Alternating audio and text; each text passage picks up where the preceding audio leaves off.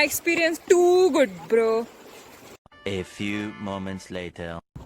Mummy mummy, वो जो gym वाले लोग हैं ना, आपका hands, legs, biceps, triceps, 6 packs, 8 packs, 97 packs सब बन जाएगा। हैरान।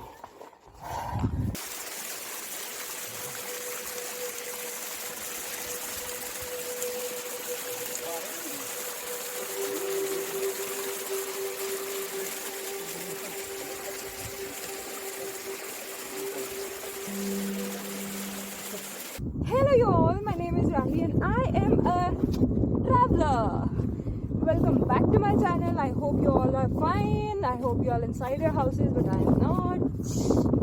Today we are in Zakinwadi on Pandavleni, Baudhaleni, whatever you think is fine.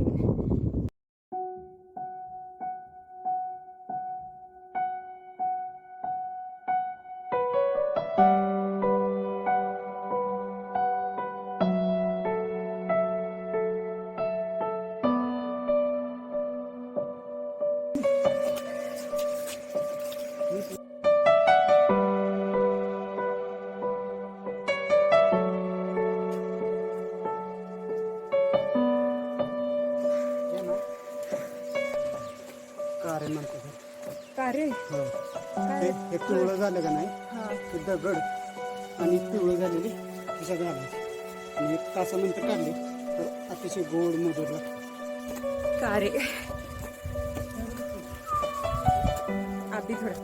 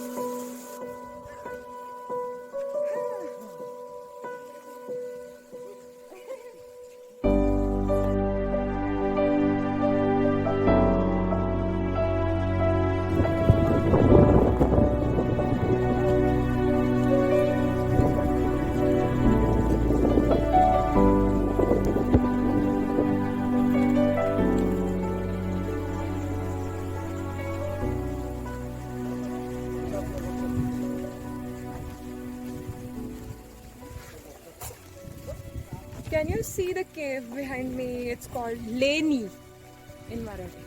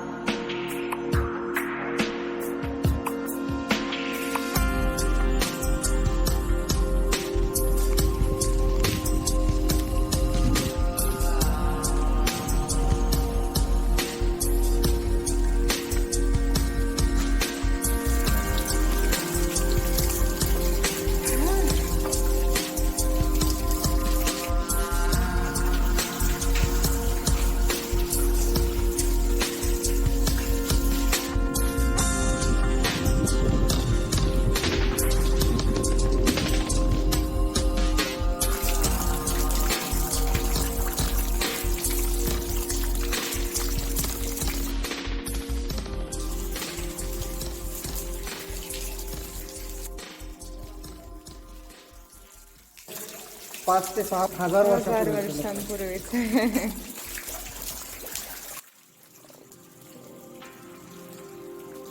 एवढं दूध जर आपण रोज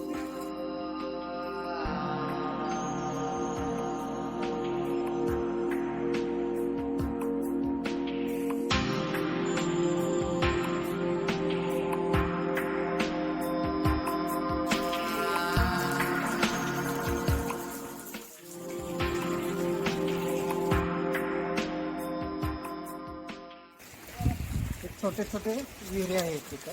हम्म. त्यामध्ये जे पाणी असतं ते हम्म. कडक उन्हाळ्यामध्ये मे मध्ये सुद्धा आपण 24 तास आपल्याला इथं पिण्यास अवेलेबल असतं. Okay.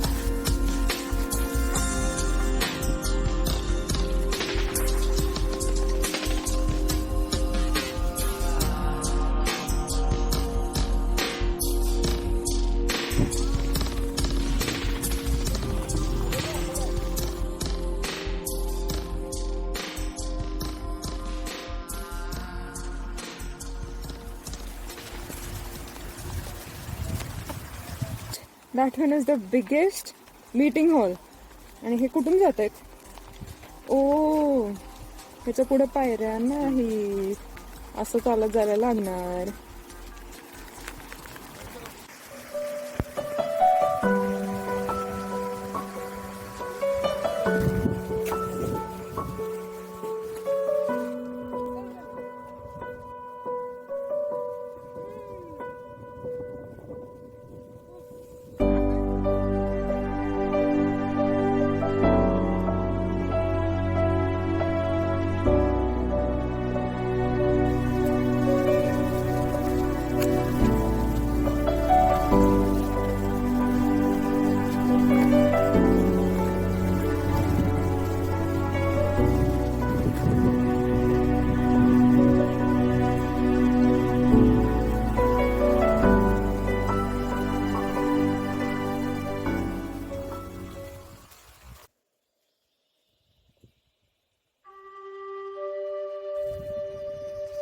So this is the Mahadev Mandir. Wow, just look at it. 2 deer, Sagar, Gaju and Karan भगवान के आगे अपना मन्नत मांगते हैं. आपने तो लिख ही लिया.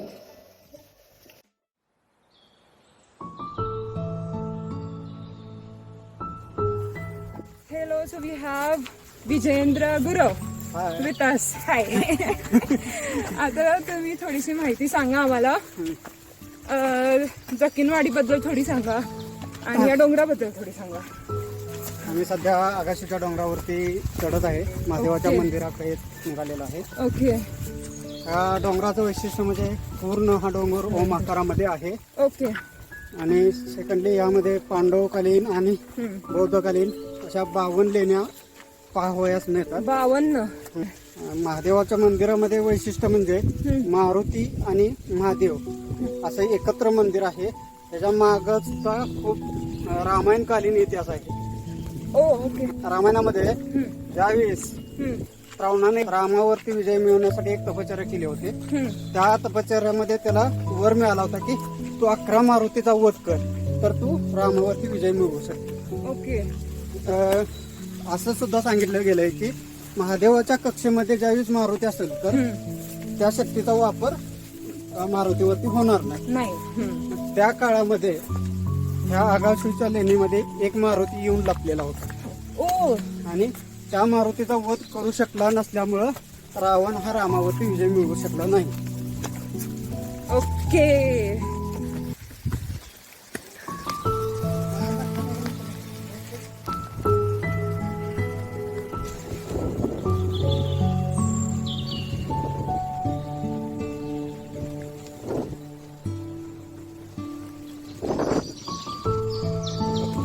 तो जब मैं कमर भरी भी थी, priest and I both of us told you कि ये जो आगाशिवा का माउंटेन्स है, इसका जो शेप है ऊपर से देखने के बाद वो ओम दिखता है, ओम शेप का.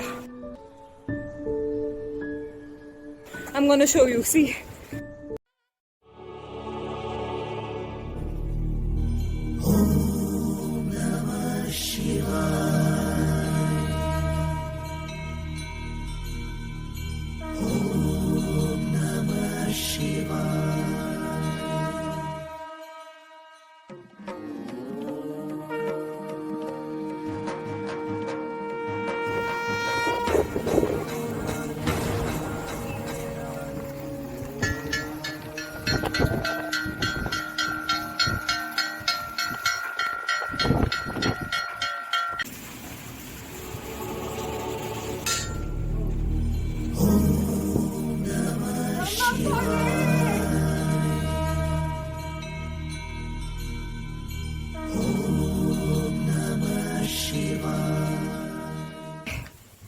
भस्मासुराला वध केल्यानंतर त्याच देवीचं मंदिर जखणवाडी गावामध्ये आहे. Okay. शिवाजी महाराजांची सातारा गादी व कोल्हापूर गादी या दोन गादीचा तह हा माळादेवी मंदिरामध्ये झालेला आहे. संभाजी महाराज आणि राजाराम महाराज या दोन महाराजांचा तह हा माळादेवी मंदिरामध्ये झाला आणि त्या दोन्ही राजांनी आपापली तलवार देवीस भेट म्हणून तिथं दिलेली आहे. ते आज सुद्धा आपण पाहू.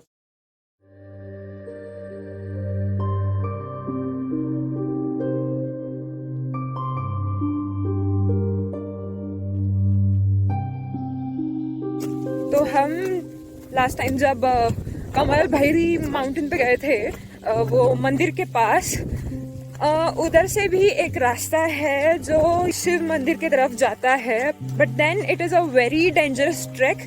You have to take a lot of care while climbing the mountain from that side. ये comparatively थोड़ा सा easy था, तो इसलिए हमने यहाँ से आने का प्लान बनाया.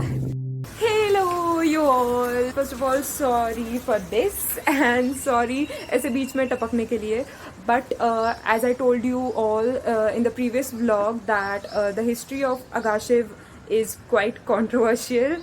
Few people call it Pandavleni caves carved by Pandavas, but on the other hand, few people call it Baudleni. That means caves are carved by Buddhas.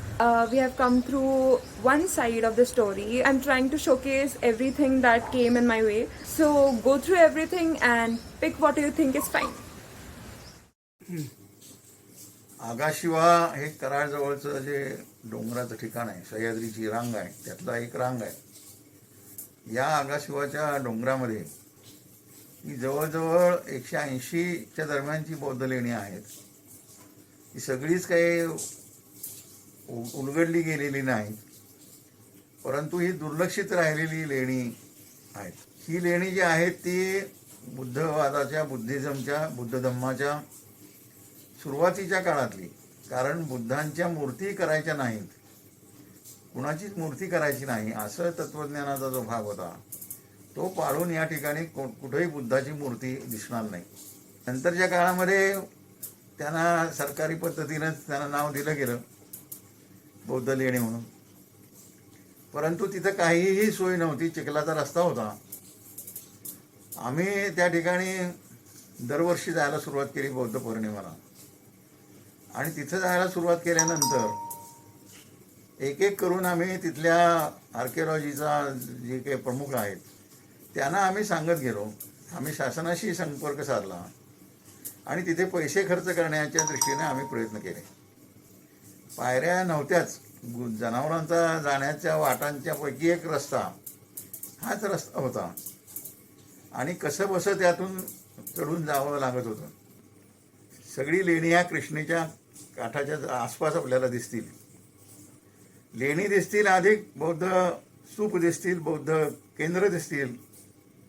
आणि ह्या सगळ्या लेण्यांचं संशोधन जर झालं तर या ठिकाणी एक मोठा कृष्णा खोऱ्याचा इतिहास, की जो कृष्णा खोरं नंतरच्या काळामध्ये सुद्धा शिवाजी महाराजांना जन्म देऊन गेलं, त्यांच्या चळवळीला संभाजी महाराजांना जन्म देऊन गेलं. त्यानंतर महात्मा फुले, सावित्रीबाई फुले, असे जे सगळे नाना पाटील, कर्मवीर भाऊराव पाटील, अशी अनेक तऱ्हेची लढाऊ माणसं, समन्यायी पद्धतीने विचार करणारी माणसं, समतावादी माणसं या खोऱ्यामध्ये निर्माण झाली, लढली आणि वेगळ्या तऱ्हेच्या समतेच्या, स्वातंत्र्याच्या भूमिका घेऊन त्या ठिकाणी उभी राहिली.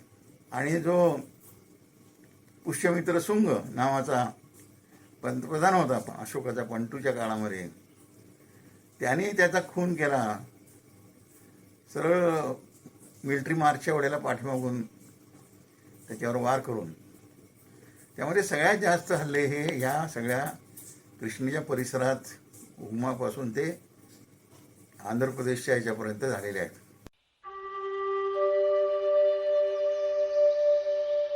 तुमचं नाव सांगा. मी वनक्षेत्रपाल कराड, डोंगरी AP या वन विभागाचा या ठिकाणी तालुक्याचा अधिकारी म्हणून माझ्या या ठिकाणी पोस्टिंग आहे. ओके, तर आगाशिवाबद्दल मला त्याची थोडीशी हिस्ट्री सांगा. कराड तालुक्यामध्ये आगाशिव लेणी ही पुरातत्व विभागामार्फत या ठिकाणी बौद्ध लेणी किंवा वेगवेगळ्या प्रकारचे पुरातन विभागाच्या ताब्यात असणारे 5 पांडवाचे मंदिर, महादेव मंदिर असा परिसर या आगाशिव डोंगरावरती वसलेला आहे. हे जवळजवळ क्षेत्र टोटल 356 हेक्टर क्षेत्र असून या क्षेत्रामध्ये वन विभागाचे विविध प्रकारची कार्यालय आहेत. ओके, ठीक आहे. आता वरती जाता आपण आम्ही डोंगर बघून आलो, तर तिथल्या ॲनिमल्स बद्दल तुम्ही सांगा, त्यांचं काउंट सांगा, कुठले वेगवेगळे ॲनिमल्स आहेत सांगा आणि झाडांबद्दल पण सांगा. या कराड वन परिक्षेत्रामध्ये सर्रास विचार केला असता आगाशिवनगरची लेणी किंवा त्याचा परिसर धरून या ठिकाणी वेगवेगळे प्राणी या कराड वन परिक्षेत्रामध्ये आहेत. यामध्ये प्रामुख्याने बिबट हा प्राणी फार मोठ्या प्रमाणावर दिसून येतो, आढळतो.